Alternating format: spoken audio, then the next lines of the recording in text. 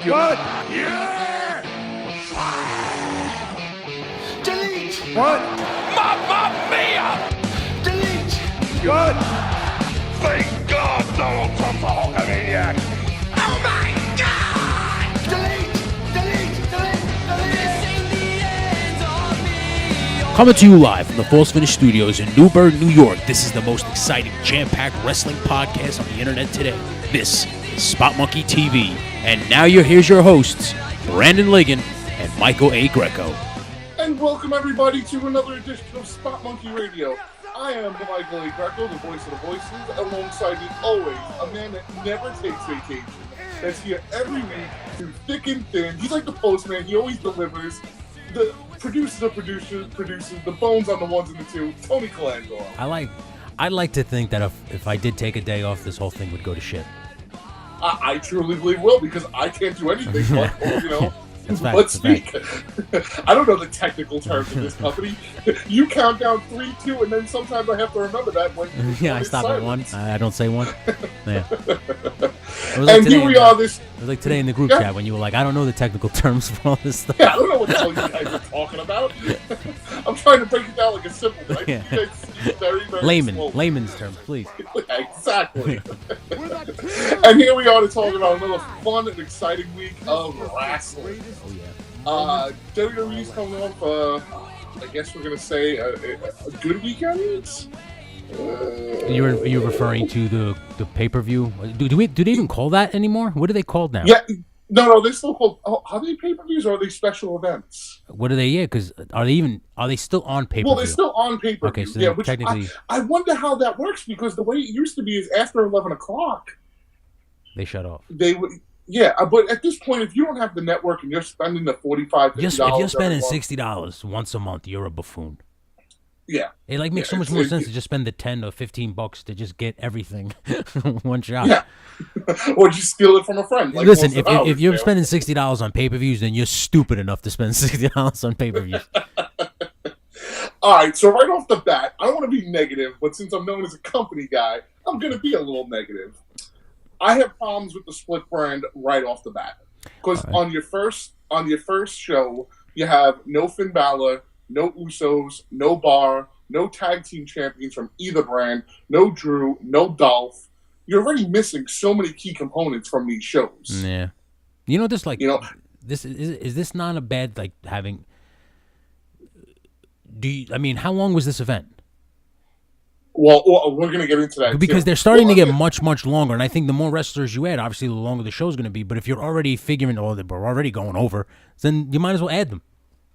Right, because at this point the show didn't go off until I think it was 11:35. It was late because I didn't watch it all. I came halfway through, but it was like Roman Reigns and Samoa Joe main event, and they didn't come out until about 11.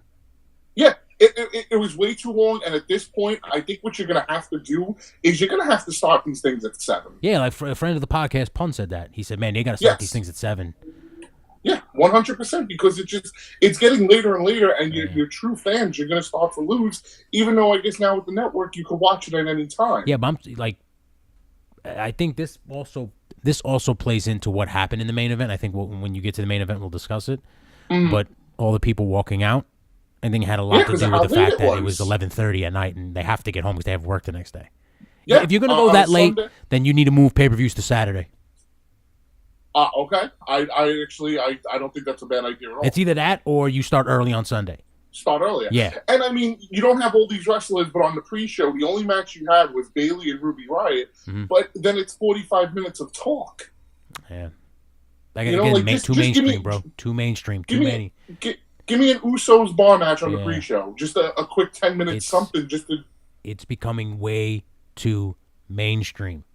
Here's the thing, and I know that sounds like trendy or whatever the fuck you want to say, but they're giving you way too much wrestling, and each month is becoming bigger and bigger. Where now they're having 45-minute pre-talk shows about it, dude. WrestleMania is a 2-hour pre-show. But I understand that because it's WrestleMania. Because it's WrestleMania, okay. Okay, but I get it. Maybe you have an hour pre-show for the Big Four.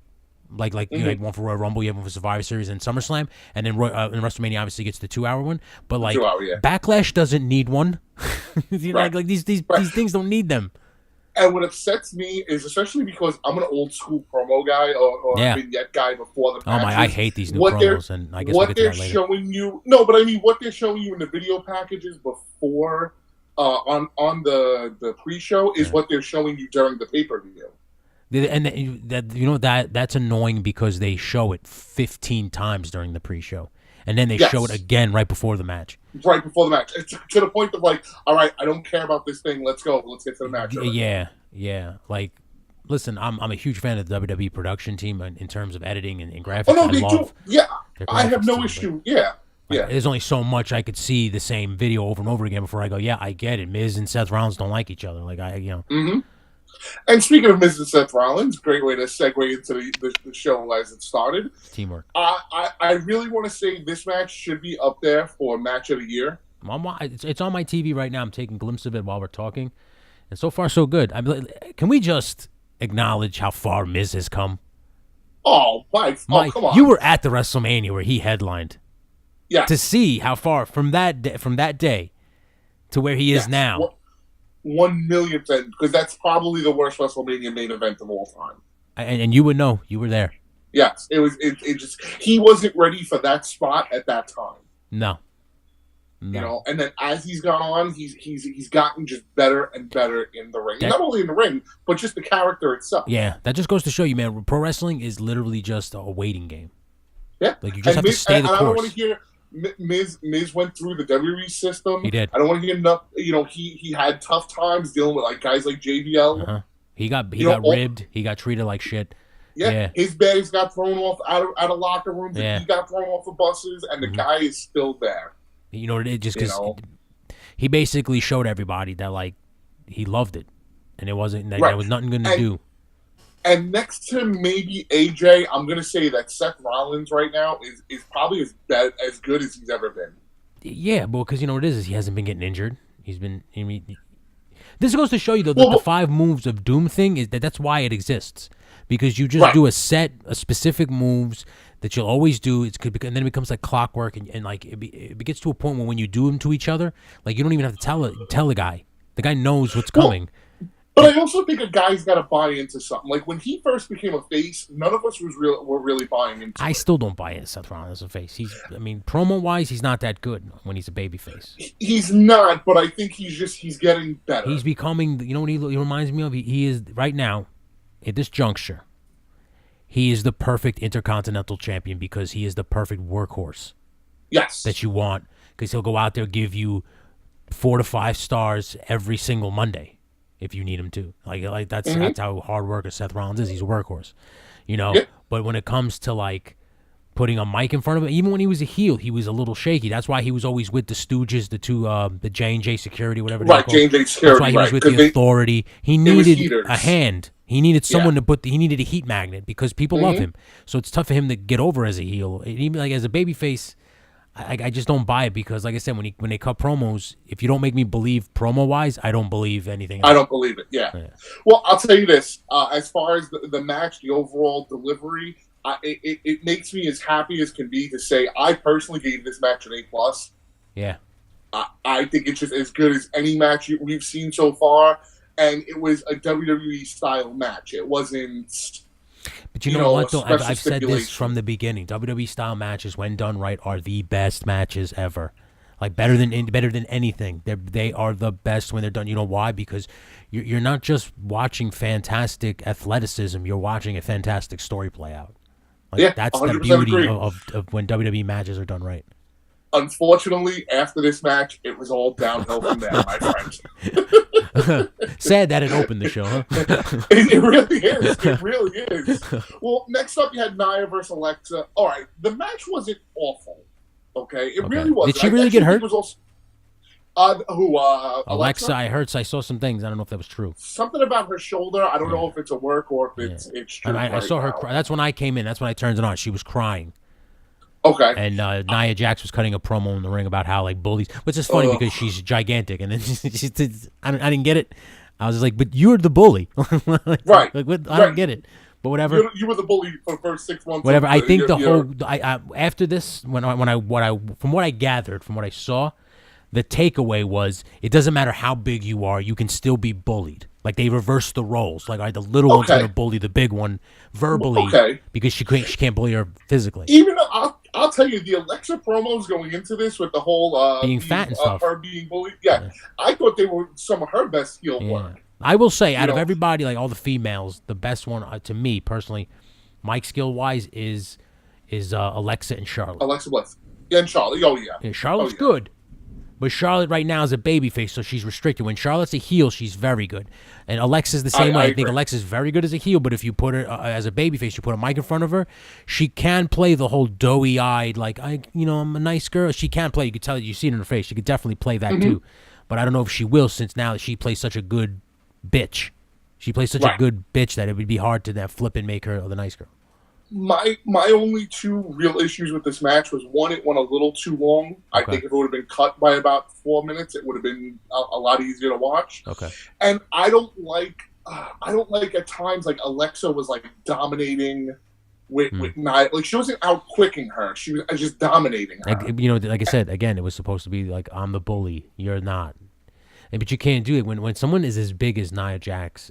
It's hard to. I'm shocked that they went this route. I didn't really follow the storyline. Like I said, I only caught the ending. But from what I saw of it, I just it was done dumbly.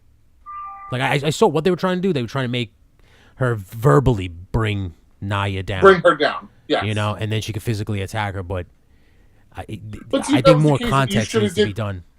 You should have did something in this match where Mickie James gets involved somehow, or I guess I'm saying it needs more context.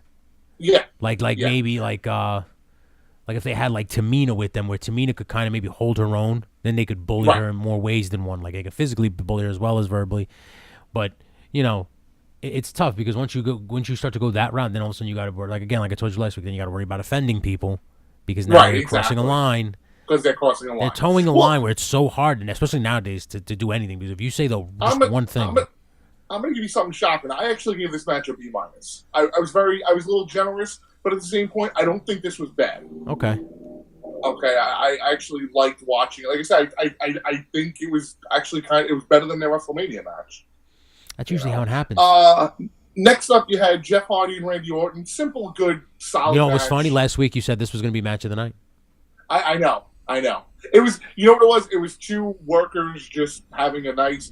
It was two veterans. Veterans. Two veteran There workers. is still no one that throws a drop kick like Randy Orton. Randy Orton, you know what's crazy is there is only one other guy, Bob Sparkplug Holly. Yeah. Who threw the nicer drop kick than Randy Orton. No one else ever. And I'll tell you, Seth Rollins threw a nice drop kick in this match. I just saw it. Yes, he does. But I know at one point Orton hits Jeff. I think Jeff is trying to springboard into the ring, and Orton hits him with one. Yeah. I mean, Orton gets up higher than the ring ropes. Orton is just his timing when he does the drop kick. And we've said this, me and you, like Orton makes it look easy. Yes. Like when you watch it, you're like, well, I could probably do that. But you can't. Yeah. Orton's always been the kind of guy that, for those who watch baseball and throw baseball players, like Robinson Cano. He looks like he's doing it lazy, but it's actually just he's so good at it. It just comes so damn easy to him. Yeah, natural. So next up, we had a very interesting segment, which at first I really shitted on, and then after watching it a second time, it was absolutely hilarious. Elias comes out. He's trying to sing a song for the crowd. Yeah, I think I saw this. First, he's interrupted by New Day. Yeah, I saw then this. Rusev Day. Yeah. Then No Way Jose. Yeah. Then Bobby Roode winds up coming out and hitting them with the DDT. Like I said, that's their way of getting everybody on. They got two guys from SmackDown and two guys from Raw. Do you notice that? My only issue with this is I don't like Bobby Roode dancing around the ring. I don't either. But Bobby Roode's a babyface, so they're just trying to get Bobby Roode over as a baby. I don't like it either, but I get that. I don't feel it fits his character, even doing the whole glorious. I really like this Elias. I like him. Oh yeah. Oh, he's good. He's good in the ring, and he is good on the mic. And as crazy as this sounds, that is a gimmick that you can evolve eventually. Just kind of get rid of the guitar, and he could still be Elias, and he can just still work. Like eventually, if you want that guy to be the champion, and you want him to evolve the gimmick. Lose the guitar and shit like that, you can with him. Yeah, because what you could eventually do is just put him in a suit and say he's big time now. Like you could change so many He's big things with time. him now, as long as Yeah. he knows how, and he can and it seems like he can. It seems like he's got a pretty good idea of where he's going with it.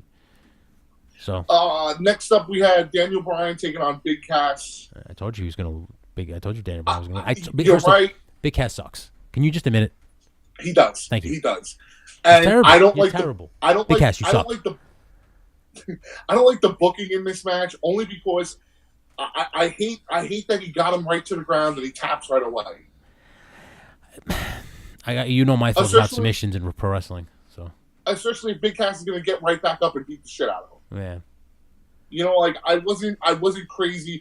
If you were going to do that, you were better off doing the whole small package schoolboy kind of victory. Yeah. Or like just You know? he outsmarts him somehow and beats him quickly. Yeah, but beats him, but then not to the point where it doesn't look bad. Like on Big Cass gets Cass. too arrogant and he gets the drop on real quick. Exactly. Yeah. AKA Bret Hart, Diesel, Survivor exactly. Survivor Series Series. 95 with the small package. Yeah. Yeah, exactly. Yeah. Next up, we had probably the most disappointing match of the night to me, and that was Charlotte and Carmella. This is not going to be very popular, what I'm about to say. All right, go ahead. Carmella sucks. She's not good. She does. I'm with you. She's I not agree. good. And the fucking promos she cuts are even worse. Yeah, and the fact that Charlotte couldn't get a good match out of her really doesn't look There's well. a difference between getting heat and just not being good. Like if I don't like you because you're annoying, then that means you're a good heel. It's like for instance, I noticed it with Sami Zayn. Sami Zayn gets on my nerves, but it makes me laugh because I'm like he's doing his job. Right, Like, exactly. That's why I don't like him. He's a very good wrestler, so it's like I can't say that. But with Carmella, I just don't see talent, and that's why I don't like her. I just like the whole I beat Charlotte Flair. I beat Charlotte. Like, okay, Yeah. like Yeah, okay, it's getting to the point of like, all right, we get it. You beat Charlotte. What else? now have what? you done? yeah, like Yeah. I don't know. I just and I saw that match. I'm like there's nothing there. I don't see it. I can only assume that now it's happening because she's piping off the guy. We'll get into that in our SmackDown All segment. right, good. Next up, you had what I felt one should have been the main event, and two might have been able to be called match of the night until the screwy finish, Are you talking about AJ? and that's Nakamura? AJ Nakamura. Yeah, Yeah, that wasn't bad. It's been their best match in WWE so far. It was physical. It was really physical. It's leading to a last man standing match, obviously. I think so too. Either that or maybe an ambulance. No. Last man standing. Yeah, last man standing. That's what it's leading to. Maybe Clearly, they do Hell in a Cell. no, because of the low blow thing. So it's going to be whoever can get to their feet at the count of 10. Yeah, but at the same time, that's how you ended this match. With neither. What happens if neither one of them can get to 10 again? But that's the point. The point is going to be one of us has to get to a count of 10. Okay. So it's going to be a last Maybe man throw- standing match. So it's going to be the last Maybe man throw in the standing. stipulation. Yeah, you could throw in the stipulation that there must be a winner. Must be a winner, yeah. Okay, all right, I can see that. The crazy part in this match is when AJ throws the chair at Nakamura. Running It's at right him, back in the face. Ooh, that hurt. and Ooh, he that hurt. it's right back. I know that Oh hurt. man, That's what happens when a spot backfires. yes. That's what Yeah, but that's what happens when the spot fights back. But overall, it was a great match. I don't like the ending. I understand the ending. But very well But I timed. just- They hit each other perfect. Yes. Yeah, it Yeah, was good. and you're the one that called it. These matches have gotten better because you have, you know who the good guy decisive is, role. you know who the bad guy is. Mhm. Yes. Okay. Yeah, maybe I do Then know we what I'm had, talking about. then we had Braun Strowman, Bobby Lashley versus Chaos. And, I'm mad that you were and wrong. I was hoping Bobby Lashley would Well, go heel. I was hoping too.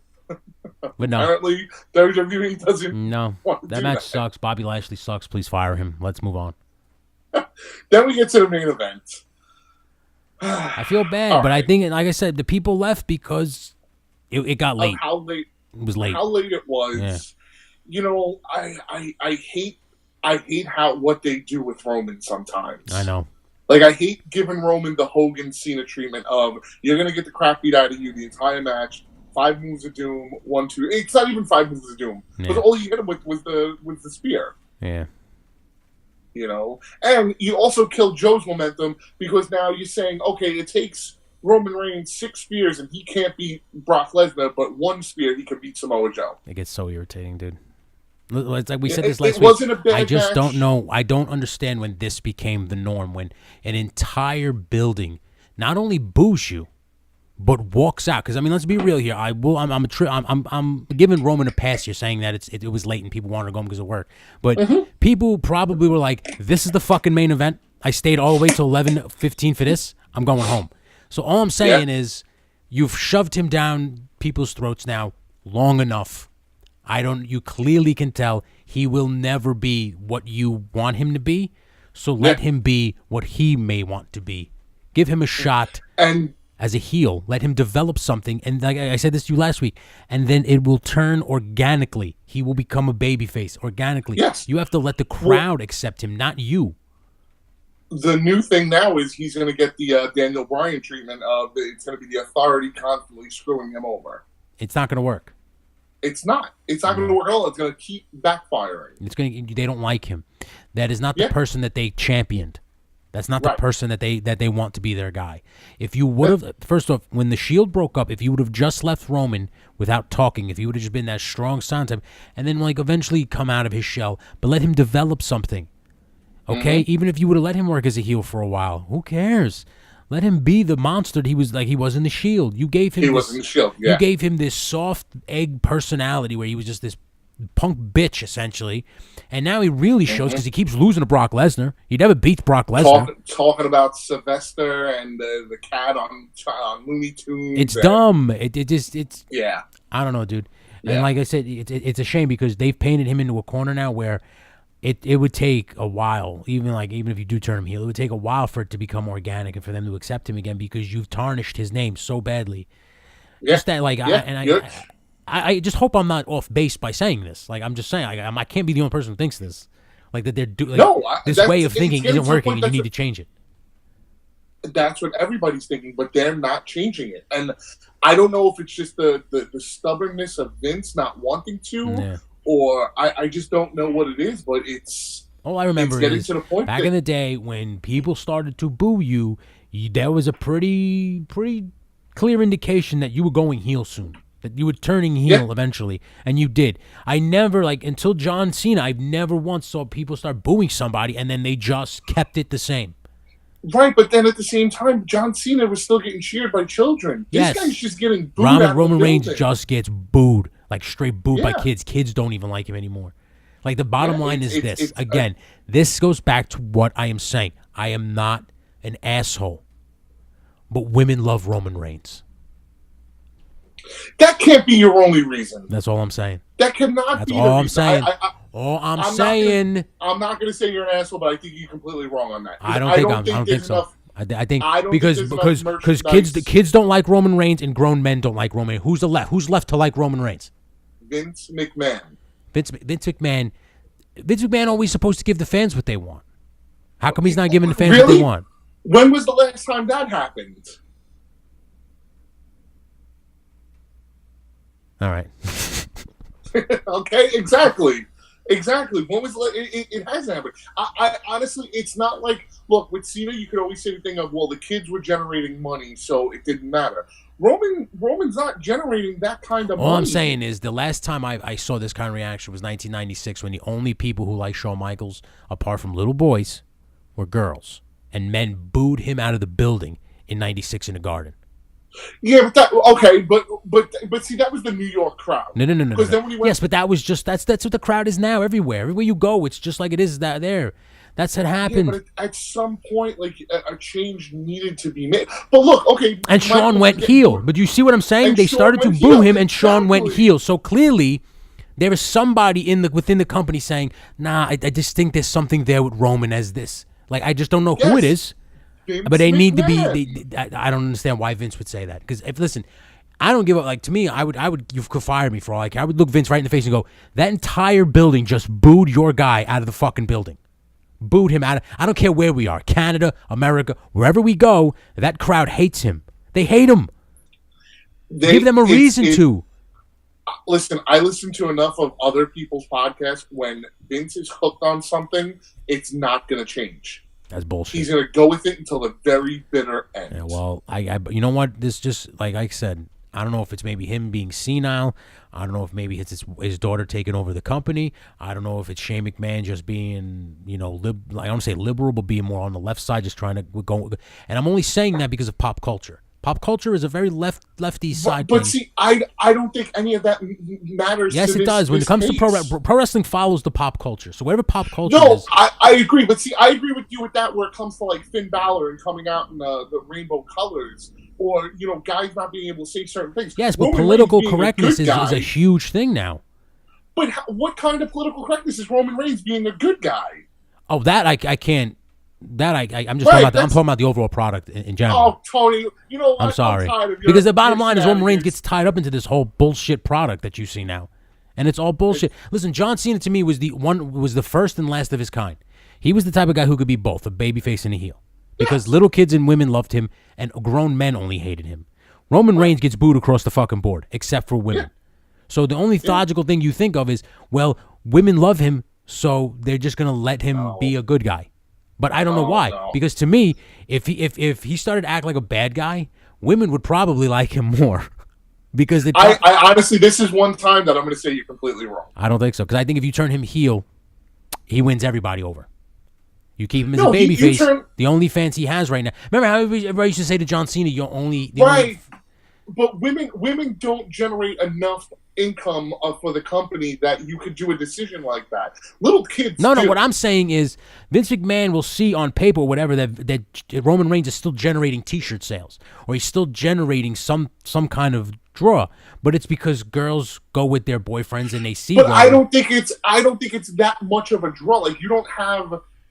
At your typical wrestling show, if you have 10,000 fans, maybe 1,500 to 2,000 are women. I don't believe that anymore.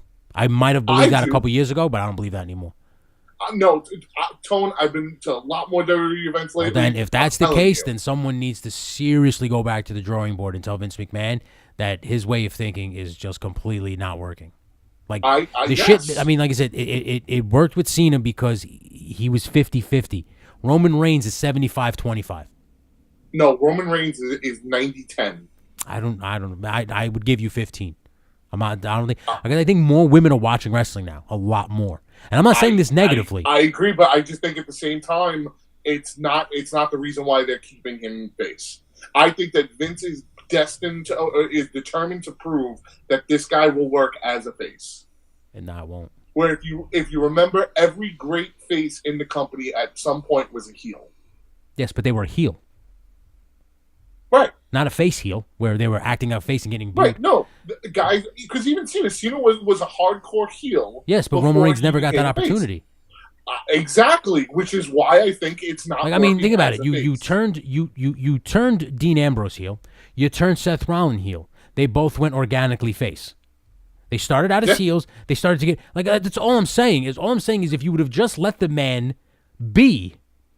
Just give him a guideline. Say this is what we need you to follow, and eventually you'll get there. Like I said, there's times where like they trust the process with guys, and then there's times where they force it, and I don't understand why. Well, let's force some commercials onto our lovely listeners here, because when we come back, we're going to talk about what was just a god awful Monday Night Raw, and some Money in the Bank and SmackDown. So we'll be right back, everybody.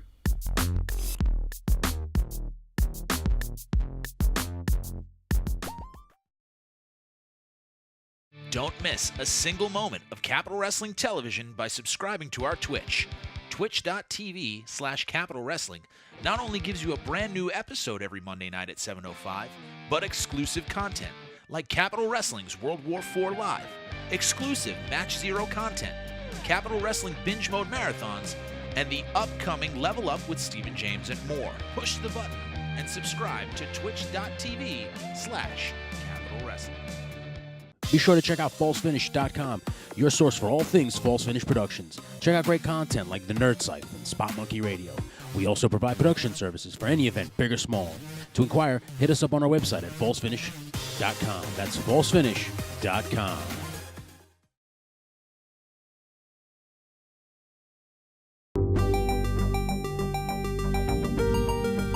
I tell you, I watched that Capital Wrestling the other day. And, you know what? Pretty good. Worth it. Yeah. For those of you wondering, if you didn't hear on the commercial, you can check it out every Tuesday at 7 on our False Finish Facebook page. And that's we live stream it. Give it a shot. It's pretty good. Different, folks. Check But it out. you know what it is? It's filmed like a wrestling show, not a wrestling not like an indie company. Well, like it, yeah. That's what I like. No, I like it. You know me, I'd trash it if I didn't like it. Big fan.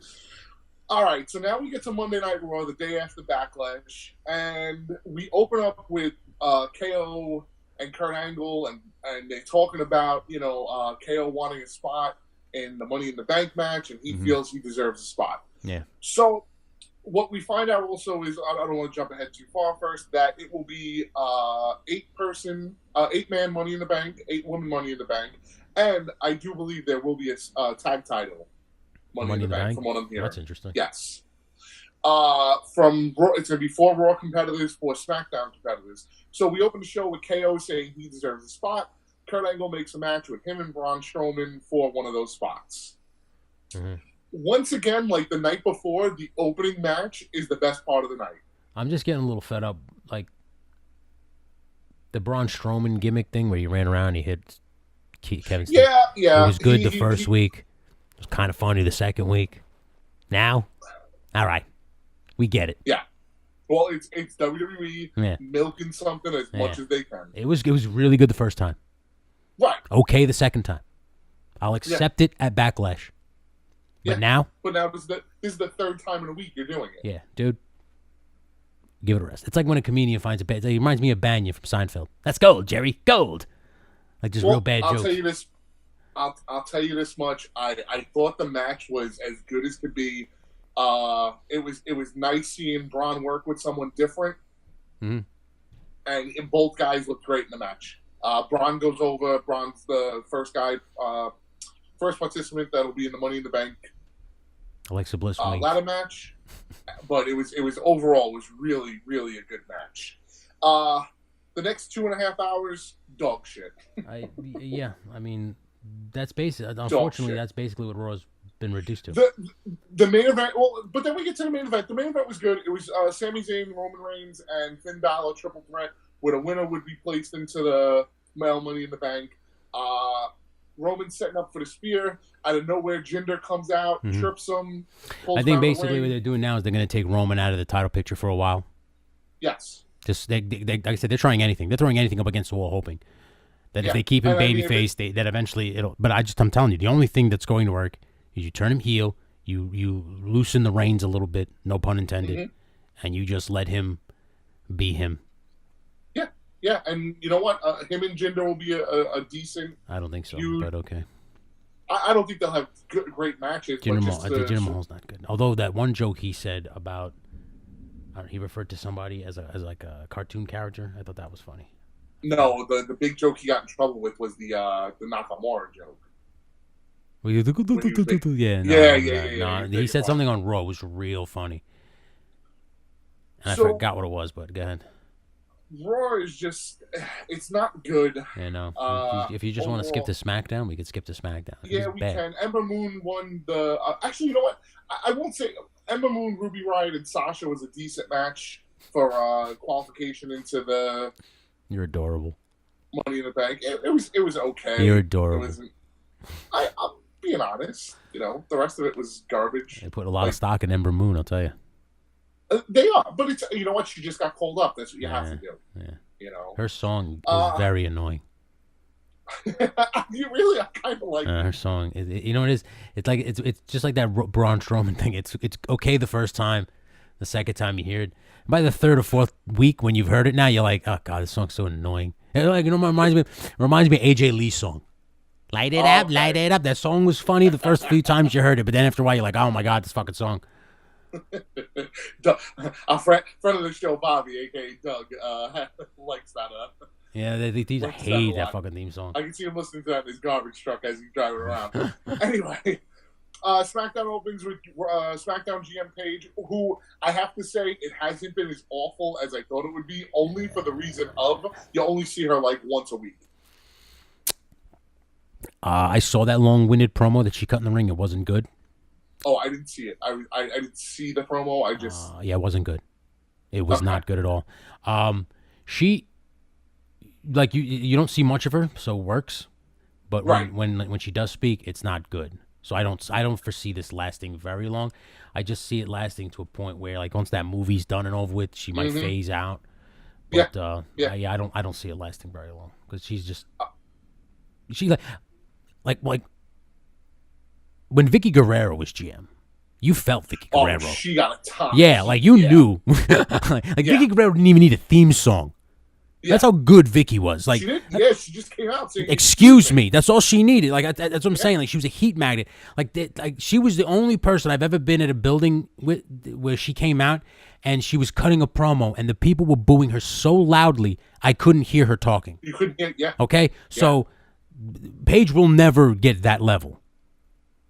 Unless you let her do things that you just can't do anymore. Like I said, it's not their fault. I don't blame wrestlers I don't blame female wrestlers. I don't blame male wrestlers.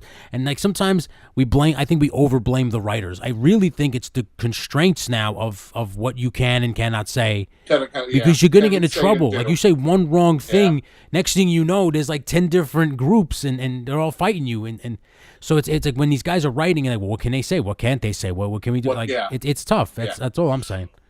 Well, match-wise, Charlotte took on Peyton Royce, which, again, a really decent match. I like Peyton Royce. I think Peyton Royce is going to be good. It's too long. Yeah, These matches again, be 12, this is like I said, like, listen, I get you giving ladies some time here to kind of show what they're made of. But at the same token, I don't even want to see a 14-minute male match. That's why, I don't want to see 15-minute dudes. Like that's all. Yeah, I know. You took the words right out of my mouth. Is what I'm saying. Like, I don't mind watching them, put it all on the line, but I don't need to see it for 15 minutes. Just like I don't need to see it from a half an hour to 20 minutes to half an hour from guys. I don't need it. Yeah. You can give me everything in 10 to 12 minutes, and you'll keep me satisfied. 100%. Cesaro and Xavier Woods had a really good match. Okay. Cesaro winds up winning. Xavier goes for that springboard elbow drop that he does. Cesaro pops up, hits him with a nice European uppercut. Actually bloodied him up. Like busted his mouth open. Busted his mouth open. Yeah, he posted a picture about it. Yeah, no, really solid. Like, Xavier Woods can work. He doesn't get enough credit for. Yeah. I didn't watch SmackDown because I was doing schoolwork, so I just had it on the background, but I wasn't watching. That. Okay, now this is where I'm going to take a little. I have issues with things. I don't mind the Nakamura promo with Renee Young, and he's pulling the whole. I don't speak English, but I do, and I don't mind his part of it. I would have, and this is maybe playing armchair booker, the AJ Styles part of it, he's too happy. He's still, like, happy-go-lucky AJ, even though he's angry. Like, what I would have personally done is I would have had AJ not, the side that he had the mark on his face from the chair hitting him, I would have had that side away from camera.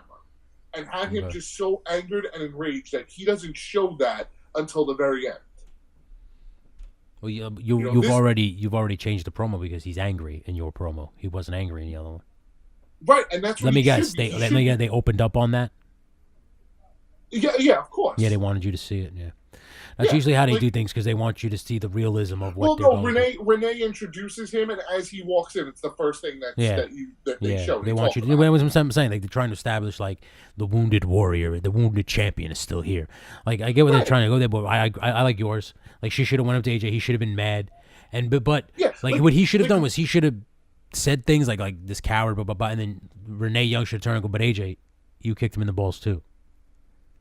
And then he could have looked at her, you could have mixed it around Well, he says at one point he goes, "Did I go to a level that I don't like to go to?" He goes, "Yeah." He goes, "But you know what? That's what I had to do," which I was okay with that point. Yeah. I don't like the whole thing of showing his face right away. Like I said, dude, and maybe that's just me doing it a little differently. You're trying to get, like I said, again, you're thinking it in terms of the old school wrestling fan, the old school wrestling booker, where you're trying to advance a heated rivalry, a heated storyline. This is two guys wrestling for a belt. That's all this is. This has nothing to do with personal rivalry, which, to me, I would have mixed all. I would have asked for footage from New Japan. I would have tied it all in because I would have made it like this huge thing. Where I'm starting to get upset with things is I understand that nowadays it's no longer about wins and losses. You don't have the dominant guy that wins all the time anymore. But at the same time, then what you have to do is, if you're not going to go by wins and losses, it has to be personal. But that's not true because they always talk about what's-her-face being undefeated as long as they did. Oscar. No, but I mean, when you have two guys fighting each other, like they're trading wins back and forth. Mm-hmm. You Yeah, don't wanna like I talk said, they about- don't do that no more. Again, this isn't about that. Like I said, this is just two guys wrestling for a belt now.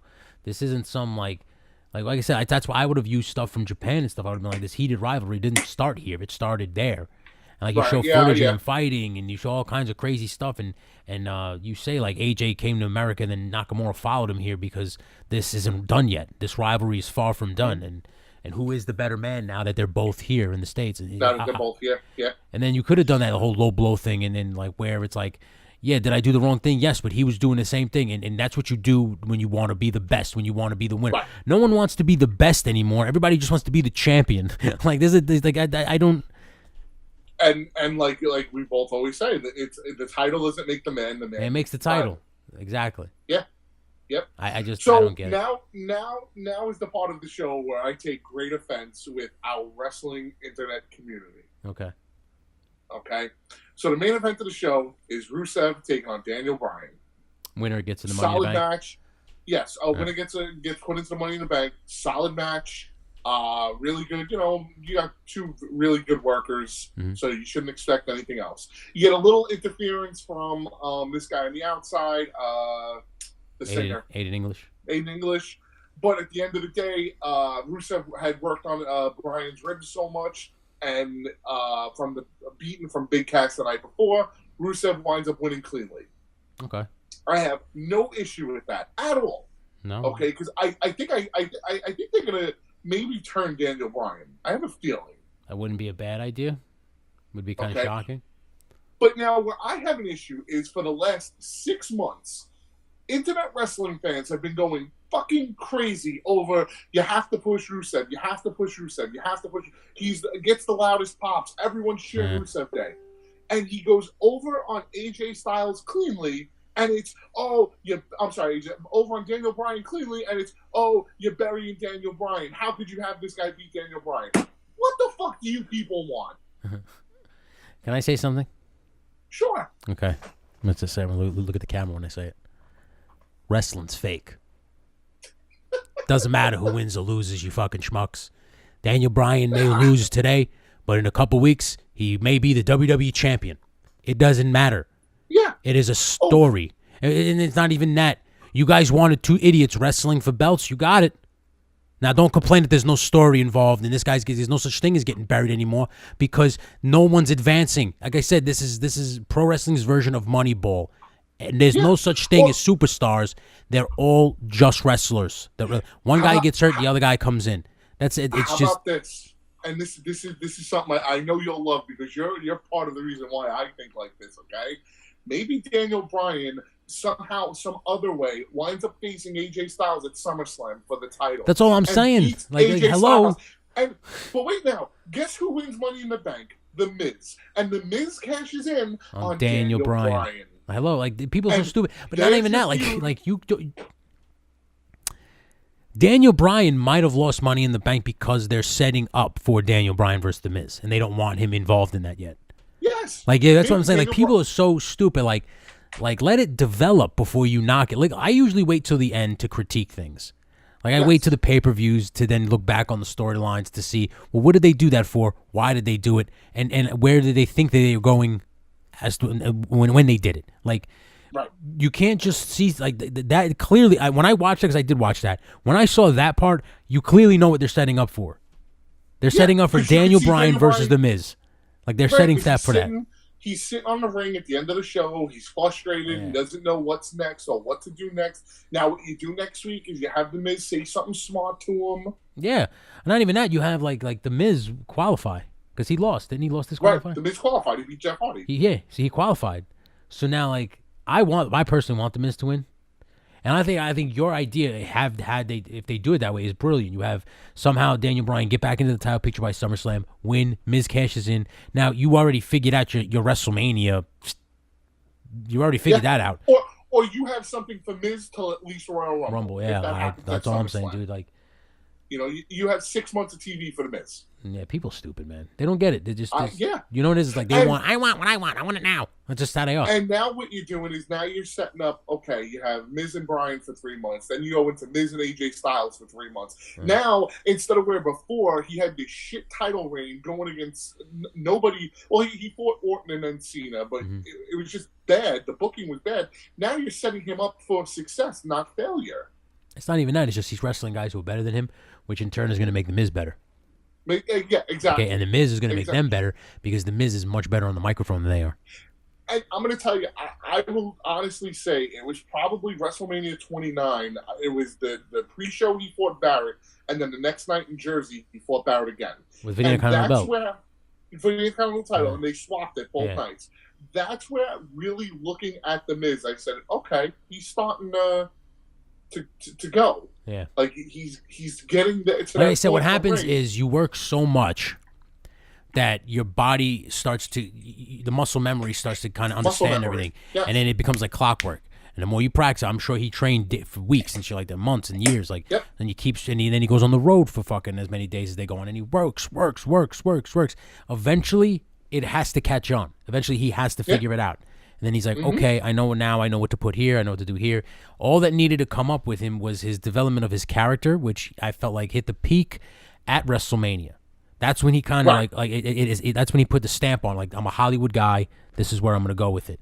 And then from that point on, he just grew it and evolved it and grew it and evolved it, incorporated his wife. He got a fucking reality show out of it. Yes, which, you know what? I'm looking forward to. So all I'm saying is, like, it's becoming like he turned, like he took it. And because before WrestleMania, before he started fighting Cena for the belt, he didn't really have, like, he was just doing the awesome thing. Right. He wasn't like a celebrity. Right. I'm the Miz and I'm awesome. Yeah, it was after like WrestleMania when he did that whole entrance with the blow up awesome and like the screens that he was watching himself and then he started getting the movie. He incorporated now I can tell everybody that I'm like a Hollywood star. Like, that's what I am. And the stuff with Sandow was great. Yeah. It was all building to this. Like he needed those bad. He needed that bad title reign. He needed to work with these guys because he needed to get better. And then he's at a point now where you could put the WWE title on him right now. And he can carry the company. Now, before we go to break, I do want to ask you one thing. Did you see Mandy Rose's entrance? I don't know. I don't care. I told you I don't find Mandy Rose all that. Well, you're at least one of the rare times to say you're a moron. Anyway, no, listen. I think, like, if she was in front of me, obviously I would have, I wouldn't kick her out of the bed for eating crackers, as Brandon says. Okay? Exactly. But all right. She could stay in my bed with a shoe. You know where my heart lies when it comes to WWE divas, the ladies of the WWE. I know. Okay. Well, is it WWE or is it just all we talking? WWE. It leads. My heart lies with that sexy, sultry journalist, Charlie Caruso. Okay. That's so say outside WWE, we both have that little jungle fever thing going.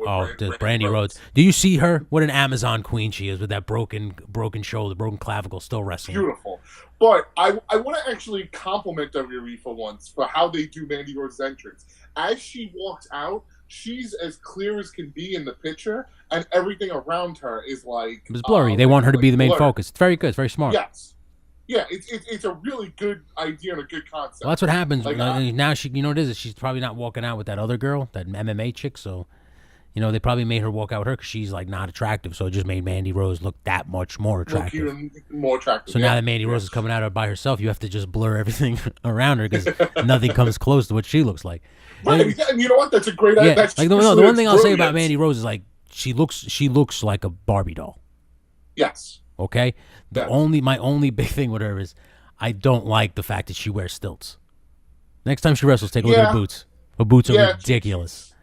Yeah, they're up there. Okay. All right, everybody. Well, when we come back, we're going to be talking about the huge weekends in New Japan Pro Wrestling. And, we'll be back. It was kind of huge and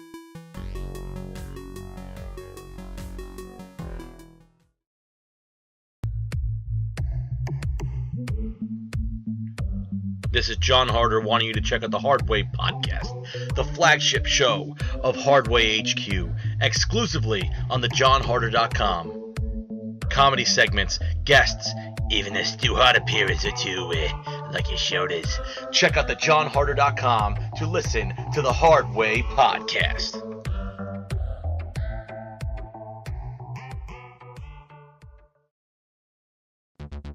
What's good, everybody? It's your boy Todd Smith here from the No Gimmicks Podcast. Tune in weekly as my tag team partner Dale Clifford and I provide you with recaps, predictions, unboxings, and interviews with some of the hottest names in professional wrestling today. Please subscribe to us on YouTube, follow us on Twitter at the No Gimmicks PC, and like our Facebook page. You can visit us at www.youtube.com/the No Gimmicks Podcast. And remember, we are no gimmicks, no image, all wrestling, all the time.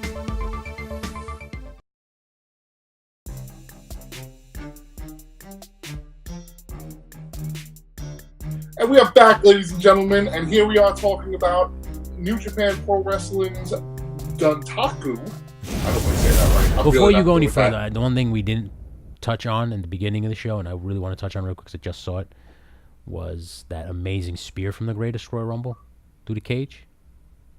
Oh, yeah. That was a really good spear. Roman Reigns deserves a little credit on that, but go ahead. No, he does. Absolutely. Roman Reigns should be by definition of the rule, Roman Reigns should be the WWE Universal Champion right now. That was a pretty awesome spear, too. Again. What upsets me is I literally came up with a better response to why he's not. Like, they could have said that, the referee decided to stop the match due to the cage breaking. Yeah.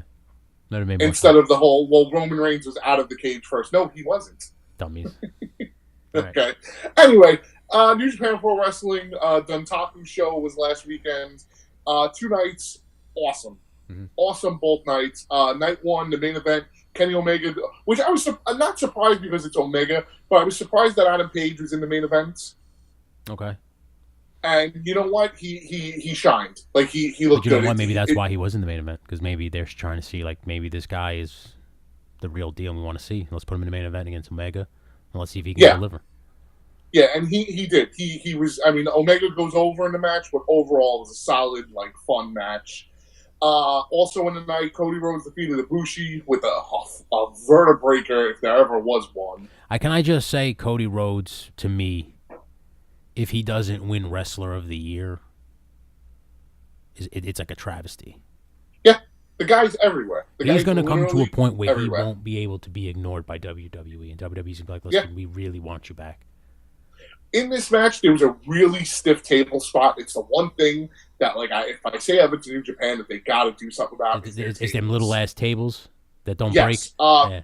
Ibushi does a double stomp onto Cody, and the first time he does it, the table doesn't break. Yeah. Then he does it again, and, like, the table breaks in, like, a portion, and, like, you could see after the match, like, the cut on, like, it looks like the table that cut onto Cody Rhodes' back. No. Also, the Young Bucks and Marty Scurll became the new never openweight 6-man tag team champions. I hate that name. They needed Loa, Tama, and Bad Luck, all at Bullet Club Civil War in effect the whole weekend. And then Okada and Will Ospreay defeated Tanahashi and Kushida. Okada picking up the win over Kushida in that match. So then we get to night 2. Okay. Bullet Club Civil War, once again, this time it was Tonga, Tama, Bad Luck, Ibushi, and Kenny taking on Cody, Marty, the Bucks, and Page. Team Kenny went over on Team Cody. I wanna say the funniest part of this match is Marty trying to body slam Bad Luck Fale.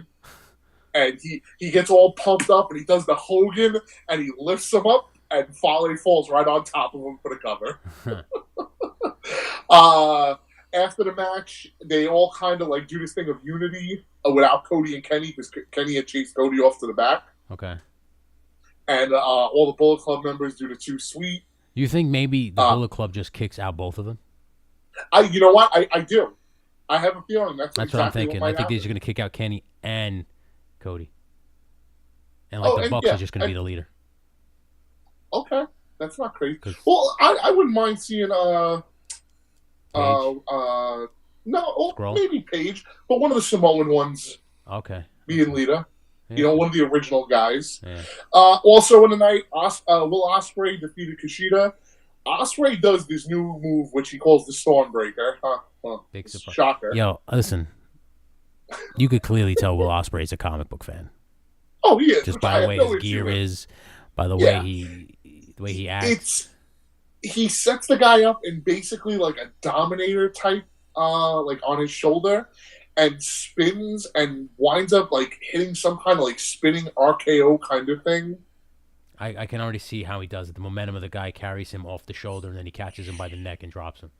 Yeah, and he does like a 360. It's visually it's a cool move. It's not a bad move. After the match, Tama brings out the Bone Soldier, who's actually Taiji Ishimori. That Japanese guy was jacked. He is ripped out of his fucking Holy shit! mind. I saw that on Facebook. Yeah, so I mean, the best of the Super Junior weights is coming up. I got a feeling that guy's gonna have a nice little run in it. Yeah. If not even actually win it. We get to the main event: Okada versus Tanahashi. Typical, normal Okada Tanahashi match. Mm-hmm. It was good. It just regular. Just like watching John Cena versus Randy Orton. Exactly. Okada picks up the win with the Rainmaker. Yeah. After the match, Okada starts talking about the 12 guys he's defeated because now it's a record for how many guys he's defeated defending the title. And he mentions Kenny twice. And what's funny when he mentions Kenny twice is he says it the first time that, first time we went, I beat you. Then the second time we went to a draw. And then he goes, he thinks about it. And then he calls out Omega. And Omega comes out. He goes, yeah. He goes, first time I beat you. Second time was a draw. Third time you beat me. And how about we do it one more time, but with no time limit? Oh, man's going to go wild. So Omega turns around and says, well, why don't we do one better and make it 2 out of 3 falls? Yeah, it's gonna that match is going to be long. So I'm telling you now, I think we're going to see our first, I won't say 2 hours, but close to 2 hour wrestling match. That's going to be a very long match, At New Japan Dominion. When's that? June 9th. Okay. Yeah, it's going to be a long one. Also signed for that show, the team Los Ingerbos, I always screw up their name, the NATO team. After the match, NATO's in the ring, and he's walking out through the crowd, and he gets attacked by a man in a mask. Mm-hmm. And it was none other than Y2J. Chris Jericho, baby. God. Let me just tell this New Japan Chris Jericho, man, is bloodthirsty. He's vicious. And I love every bit of it. He beat the shit out of him. First off, he ripped the guardrail. Excuse me. He ripped a guardrail from like another guardrail. He like ripped it off the hinges, and then literally slammed it off this guy's head. Yeah. He didn't care where it was going to land. He didn't care about the fans in the crowd. He didn't care. He just like threw this thing at Naito and hit him right in the fucking skull. It was crazy. Yep. And also, as he's walking through the back, they're trying to question him, and he's like, "Get the fuck away from me!" Yeah, like, no, dude, he's sick. Yeah. And what's amazing is a week earlier, he was in the Greatest Royal Rumble as a babyface. He was doing the you made the list. He was doing all that, and then like the next week, he's like, "Get the fuck away from me!" Like I like this crazy old man gimmick that he's got going on. He had on the black face paint under his like the eyes. lipstick and everything. Yeah, he looked crazy. Yeah. Out of his fucking mind. So sign now official for that New Japan Dominion show on June 9th. Okada and Omega, as we just said, for 2 out of 3 falls, no time limit. It has been confirmed Jericho will be taking on Naito. That's gonna be good. Maybe are you off that weekend? Maybe we'll make a weekend out of it. I am not, but I can get that day off. Maybe we can make a day out of it, bro. We may be able to do that. The Young Bucks will also be challenging for the first time for the heavyweight tag team titles when they take on Sonata and your favorite person of all, Evil. Oh my god! You know what? I do like that guy. No, I think his name is the dumbest thing ever. Like it's like, what are you? I am a feeling evil. Evil. I like both. I'm a big fan of Sonata too. Like if he was Sonata evil, then his last name, I'd be like, okay, so he's just evil, like Suzuki Kananawa, whatever the fuck his name is, right? Like evil one, so blah, blah, blah, but he's just evil. Like that's it. That's his name. Like, and I as of this recording, I don't know what match he'll be involved in, but also confirmed for that show is Rey Mysterio. That's awesome. Probably Will Ospreay because Will didn't he call him out? He did, but then there was also something I remember that night. With Marty. Something happened. It was one of the Marty attacked Will. Yeah, so I mean, either way, if it's Ospreay or Marty, I don't care. Rey Mysterio. Okay I always tell people, I defy somebody to find me a bad Rey Mysterio match.